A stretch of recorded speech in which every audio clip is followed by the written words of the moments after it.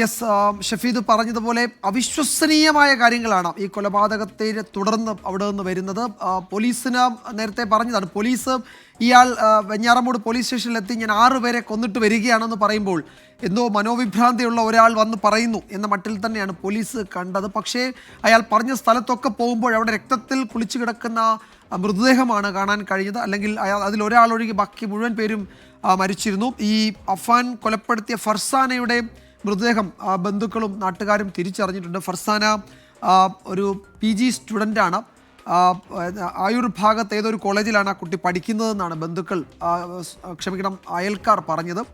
അവരുടെ ആ കുട്ടിയെ മൃതദേഹം കണ്ടെത്തി ആശുപത്രിയിലെത്തി, അവർ ഗോകുലം മെഡിക്കൽ കോളേജിലെത്തി തിരിച്ചറിഞ്ഞിട്ടുണ്ട്. എല്ലാവർക്കും അറിയാവുന്ന ഒരു വീട്ടിലെ വളരെ നല്ല ഒരു അവർക്കെല്ലാവർക്കും അറിയാവുന്ന ഒരു കുടുംബത്തിലെ ഒരു കുട്ടിയാണ്.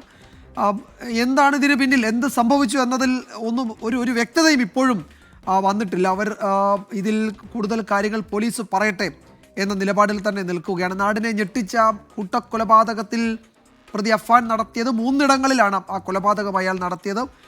അയാളുടെ പെൺസുഹൃത്ത് അഫാൻ്റെ 15-കാരനായ സഹോദരൻ, പിതൃമാതാവ്, പിതൃ സഹോദരൻ, അദ്ദേഹത്തിൻ്റെ ഭാര്യ, അങ്ങനെ ബന്ധുവീടുകളിലെത്തി 3 കൊലപാതകം നടത്തിയ ശേഷം സ്വന്തം വീട്ടിൽ അരുംകൊല അയാൾ നടത്തുന്നു. ആ കൃത്യം നടത്തിയത് അയാൾ ചുറ്റിക കൊണ്ട് തലക്കടിച്ചും അതുപോലെ ഈ മാരകമായി മുറിവേൽപ്പിച്ചുമൊക്കെയാണ് അയാൾ കൊലപാതകം നടത്തിയത്. അയാളുടെ പെൺസുഹൃത്തിൻ്റെ നെറ്റിയിൽ ആഴത്തിലുള്ള മുറിവ് എന്ന് പറയുകയായിരുന്നു നേരത്തെ ദൃക്സാക്ഷികളായ നാട്ടുകാരൊക്കെ. അങ്ങനെ ഒരു അരുംകൊലയുടെ അങ്ങേയറ്റം ഞെട്ടിക്കുന്ന കൊലപാതകത്തിൻ്റെ അവിശ്വസനീയമായ വിവരങ്ങൾ ഇതാ ഈ മണിക്കൂറിൽ തിരുവനന്തപുരത്ത് നിന്ന് വരികയാണ്. നമ്മൾ ദൃശ്യങ്ങളിൽ ഈ ചിത്രങ്ങൾ, അയാൾ പ്രതി അഫാൻ, അയാൾ കൊലപ്പെടുത്തിയ അയാളുടെ സഹോദരൻ, ഏതാണ്ട് 15 വയസ്സുള്ള സ്കൂൾ വിദ്യാർത്ഥി ഫർസാന, അയാളുടെ പെൺസുഹൃത്ത്, ഇത് മരിച്ച ലത്തീഫിന്റെ സഹോദരൻ, ബന്ധുവാണ്, മരുമകനാണ് സംസാരിക്കുന്നത്. ഇവിടെ ഒരു പാങ്ങോട്ടൊരു കൊലപാതകം നടന്നു എന്നുള്ളൊരു വിവരം ഇവിടുത്തെ മാമായുടെ അനിയൻ കരുനാഗപ്പള്ളിയിലാണ് താമസിക്കുന്നത്. ബഷീർ എന്ന് പറഞ്ഞിട്ട് ഒരാൾ കരുനാഗപ്പള്ളിയിൽ താമസിക്കുന്ന. അപ്പോൾ ഈ ബാക്കി സഹോദരങ്ങളെല്ലാം അവിടെ ഉണ്ട്. ഇവിടുത്തെ 2 പേരെ മാത്രം കാണുന്നില്ല, വിളിച്ചിട്ട് കിട്ടുന്നുമില്ല. അപ്പോൾ അങ്ങനെ എന്താണെന്ന് പലതവണ വിളിച്ച് കിട്ടാതെ വന്നപ്പോൾ ഞാനിവിടെ നിന്നൊരു 4 കിലോമീറ്റർ പനവൂർ എന്ന് പറയുന്ന സ്ഥലത്താണ് താമസം. അപ്പോൾ അവിടെ നിന്ന് ഇത് അന്വേഷിക്കാനായിട്ട് ഞാനിവിടെ വരുമ്പോഴാണ് ഇവിടുത്തെ ആൾക്കൂട്ടവും പോലീസുമായിട്ട് ഈ ഒരു അവസ്ഥയിലാണ് ഇവിടെ കാണുന്നത്. അകത്ത് നോക്കുമ്പോൾ ഉള്ള അവസ്ഥ വളരെ മോശമായിട്ട് മാമ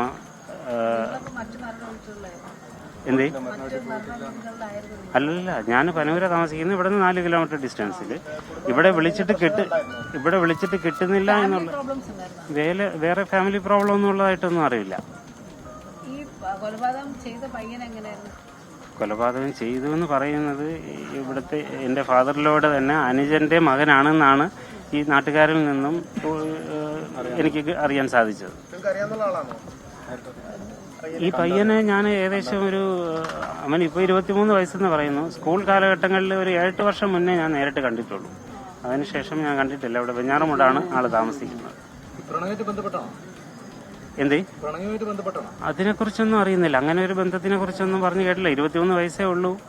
ആള് പഠിച്ചുകൊണ്ടിരിക്കുന്നത് എന്നുള്ള വിവരമേ അറിഞ്ഞുള്ളൂ. ഇത് എന്താണ്, എങ്ങനെ സംഭവിച്ചു, എന്ത് കാരണം എന്നുള്ളതിനെ കുറിച്ചൊന്നും വ്യക്തമല്ല. അങ്ങേറ്റം നടക്കുന്ന ഒരു ക്രൂര കൊലപാതകത്തിന്റെ വാർത്തയാണ് തലസ്ഥാന നഗരിയിൽ നിന്ന് വരുന്നത്. കൊല്ലപ്പെട്ട ലത്തീഫിന്റെ മരുമകനാണ് ഇപ്പോൾ മാധ്യമങ്ങളോട് സംസാരിച്ചത്. അത് പ്രതി അഫാന്റെ പിതാവിന്റെ സഹോദരനാണ് ലത്തീഫ്.